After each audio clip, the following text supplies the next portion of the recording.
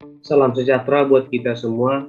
Perkenalkan, nama saya Vandolis Tumorang, peserta pelatihan dasar CPNS tahun 2021, angkatan 38, nomor absen 38, kelompok 4, dengan video suara Insinyur M. Safril Harahap MSI.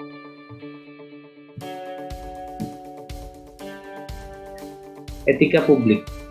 Etika publik adalah refleksi tentang standar atau norma yang menentukan baik atau buruk, benar atau salah perilaku, tindakan dan keputusan untuk mengarahkan kebijakan publik dalam rangka menjalankan tanggung jawab pelayanan publik.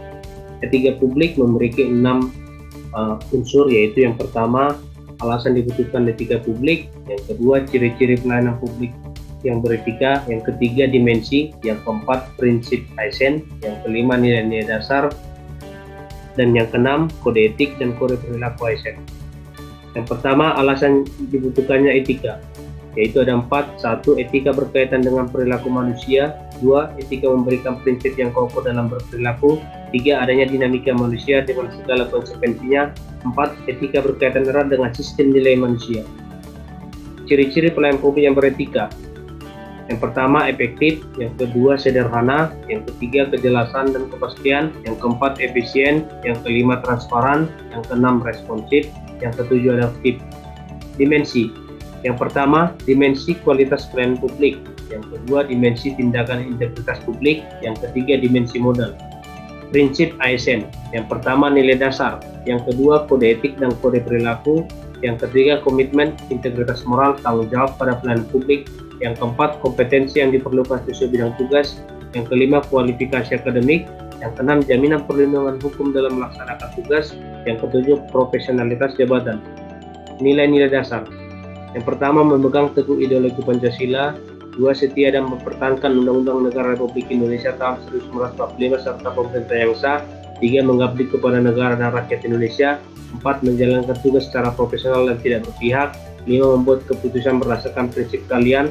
6. Menciptakan lingkungan kerja yang non-diskriminatif. 7. Memelihara dan menjunjung tinggi standar etika luhur. Yang ke-8. Mempertanggungjawabkan tindakan dan kinerja kepada publik. Yang ke-9. Memiliki kemampuan dalam melaksanakan kebijakan dan program pemerintah. Yang ke-10. Memberikan layanan kepada publik secara jujur, tanggap, cepat, akurat, berdaya guna, berhasil guna, dan santun. Mengutamakan kepemimpinan berkualitas tinggi.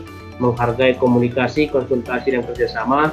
Mengutamakan pencapaian hasil dan mendorong kinerja pegawai, mendorong kesetaraan dalam pekerjaan, meningkatkan efektivitas sistem pemerintahan yang demokratis sebagai perangkat sistem karir.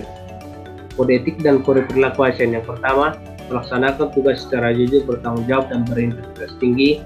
Yang kedua, melaksanakan tugas secara cermat dan disiplin, melaksanakan tugas sesuai dengan peraturan perundang-undang yang berlaku, melayani dengan sikap hormat, sopan, tanpa penekanan, melaksanakan tugas sesuai dengan perintah atasan sejauh tidak bertentangan dengan peraturan perundang-undan dan etika pemerintahan, menjaga kerahasiaan yang menyangkut kebijakan negara, menggunakan kekayaan dan barang milik negara secara bertanggung jawab, efektif, dan efisien, menjaga agar tidak terjadi konflik kepentingan dalam melaksanakan tugasnya, memberikan informasi secara benar dan tidak menyesatkan kepada pihak lain yang memerlukan informasi terkait kepentingan kedinasan. Yang ke-10, tidak menyalahgunakan informasi internegara, tugas, status kekuasaan, dan jabatannya untuk mendapat atau mencari keuntungan atau manfaat bagi diri sendiri atau untuk orang lain.